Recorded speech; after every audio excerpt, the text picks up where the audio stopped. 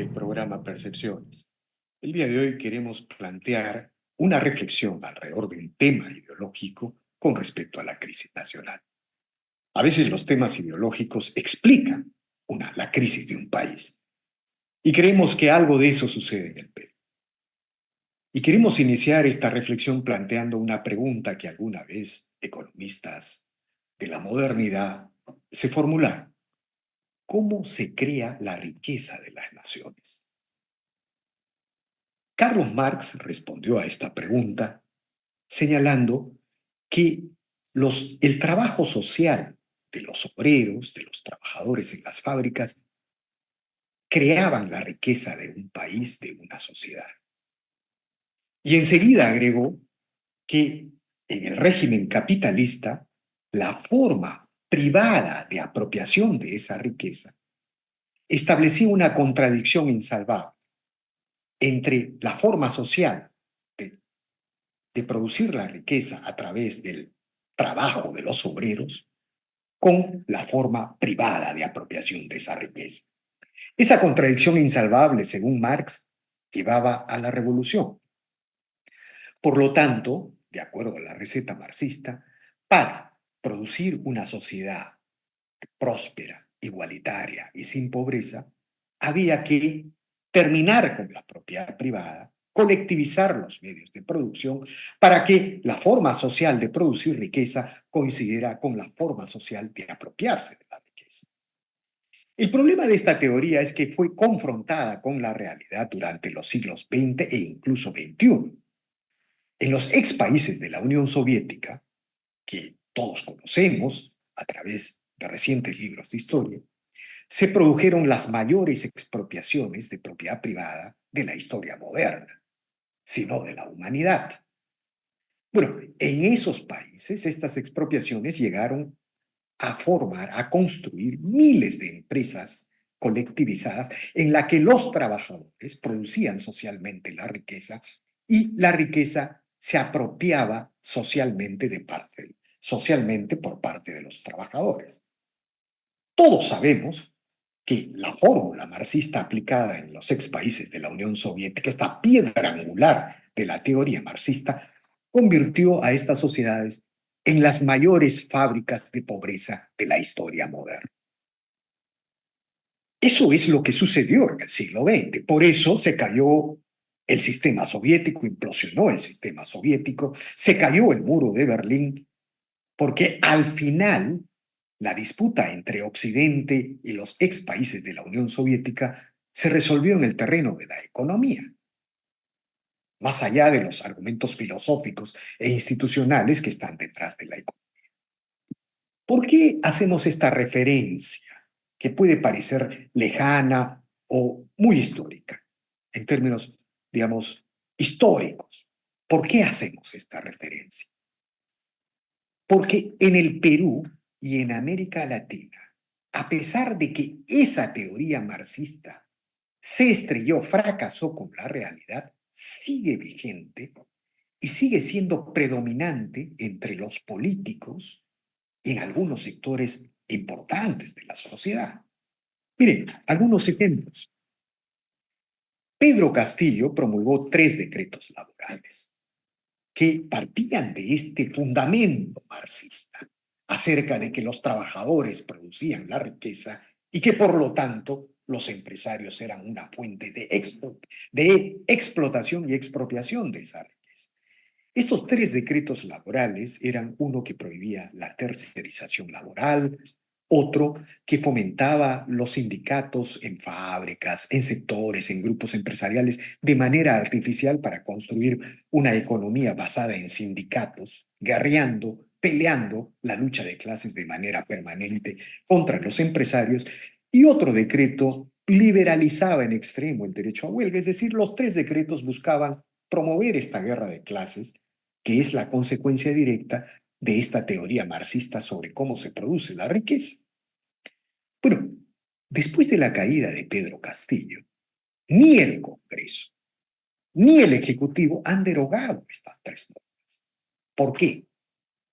Porque es evidente que en los políticos del Congreso y en los políticos del Ejecutivo Esta creencia, esta especie de dogma religioso del marxismo acerca de que los trabajadores crean la riqueza está muy presente. Otro ejemplo de esta situación. El gobierno provisional de Francisco Sagasti, atravesado por todas estas narrativas y teorías progresistas, este gobierno neocomunista derogó la ley de promoción agraria, la ley 27360, que establecía un régimen tributario promocional y un régimen laboral basado en la flexibilidad de los contratos de trabajo. Bueno, la ley de promoción agraria probablemente sea la mejor ley económica de toda nuestra historia republicana. Permitió logros impresionantes en las agroexportaciones. En primer lugar, en 2 décadas de vigencia, incrementó las agroexportaciones de 651 millones de dólares a más de 10.000 millones de dólares en exportaciones de la actualidad.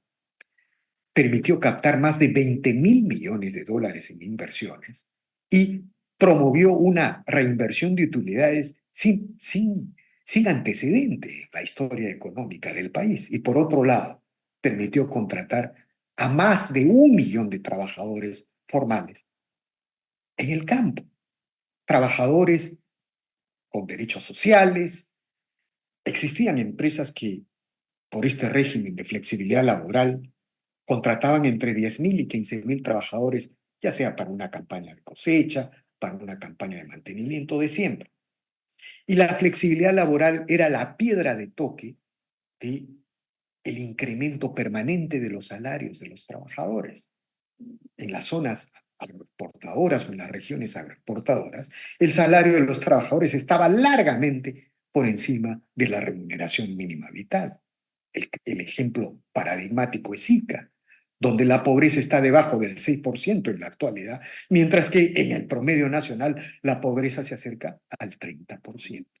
Bueno, el gobierno progresista de Sagasti derogó de manera irresponsable, seguramente ganado por estas posiciones ideológicas que hemos planteado como reflexión, derogó esta ley y promulgó una ley, la 31110, que de manera impresionante aplica el recetario marxista. ¿A qué nos referimos? En esta ley, por ejemplo, se establece una bonificación especial para el trabajador agrario que implica pagar un salario por encima del 30% de la remuneración mínima vital. La mayoría de las empresas agrarias tienen en sus costos laborales alrededor del 60% del total de sus costos. Se imaginarán ustedes que con esta arbitraria neocomunista disposición de incrementar los salarios, de controlar los precios de manera arbitraria, como si se quisiera penalizar el milagro agroexportador, entenderán ustedes que muchas empresas no van a poder costear, digamos, la planilla laboral con este tipo de control desde el Estado. Las más pequeñas tenderán a la informalidad, habrá menos empleo laboral. Un ejemplo clarísimo de cómo esta nociva teoría marxista sobre cómo se crea la riqueza de las naciones, o la famosa teoría del valor marxista, destruye economías, destruye sociedades y pueblos. Y esa matriz, esa piedra angular del marxismo, de alguna manera es la situación que explica los tropiezos que hubo en Chile, la tragedia en Colombia de haber elegido a Gustavo Petro, los tropiezos que hubo en Chile con las constituyentes que hubo en curso, la tragedia de haber elegido a Gustavo Petro, la tragedia de haber elegido a López Obrador en México. En síntesis, lo que queremos señalar es que la crisis nacional y la realidad latinoamericana tiene mucho que ver con los temas ideológicos.